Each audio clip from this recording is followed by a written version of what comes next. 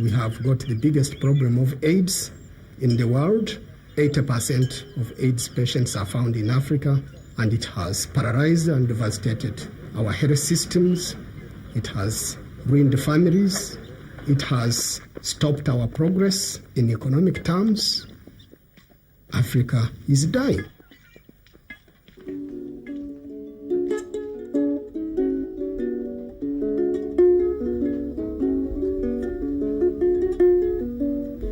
Vincent is 14 years old.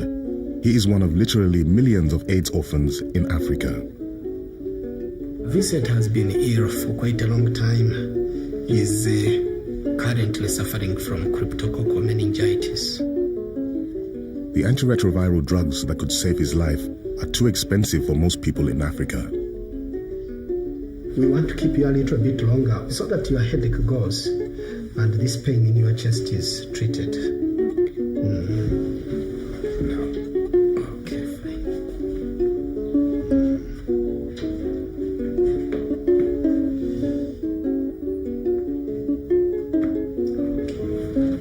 It's sub-Saharan Africa that's been hardest hit by the AIDS epidemic. Today, there are an estimated 25 million HIV-positive people in the region. Most of them will die in the next 10 years unless life-saving antiretroviral drugs become more widely available. Today in Uganda, you can actually talk about the period before AIDS and the period after AIDS in terms of the way society conducts its affairs. In most Western countries, antiretroviral drugs, ARVs, have transformed AIDS from a death sentence to a chronic illness and saved thousands of lives. Over the last year, developing countries have been intensifying their fight to bring down the cost of these drugs. And they've had some success. Prices have fallen, sometimes by a factor of 10.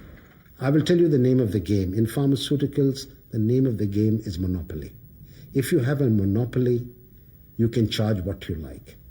So what we are saying, the only way to bring prices down is by competition. If we talk about antiretroviral therapy, we're talking about 3 drugs that patients have to take at least each day. And over the course of the last few years, pharmaceutical companies, both research and development based and generics, or the copies companies, have reduced prices from somewhere between $12,000 as you'd find in the US or Europe, down to around somewhere between $300 to $1,000 per annum. But even $300 per year is beyond the reach of most developing countries' health services. Uganda has been widely hailed as Africa's showcase for HIV/AIDS management programs.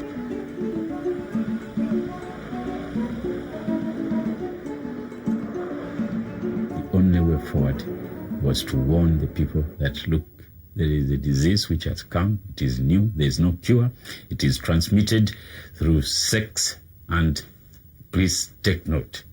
And they came out openly, government came out openly and declared that there was an AIDS problem in Uganda and you needed help. An early education and prevention program has lowered the HIV rate from over 14% to 8% in 10 years. This is a big achievement. But I want it put in perspective. 8% prevalence and the current rate of 100,000 new cases of HIV/AIDS per year is appallingly high. It's still too high. 10 years ago, the Ugandan government set up centers dedicated to HIV research and treatment to find ways of dealing with the epidemic. Dr. Peter Mujeni is the director of the Joint Clinical Research Center in Kampala.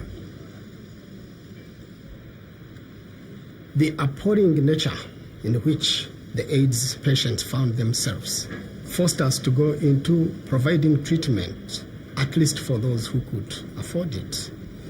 Our primary role was research on HIV/AIDS, but we built up expertise in HIV treatment, and it looked unethical for us to sit by while patients were suffering.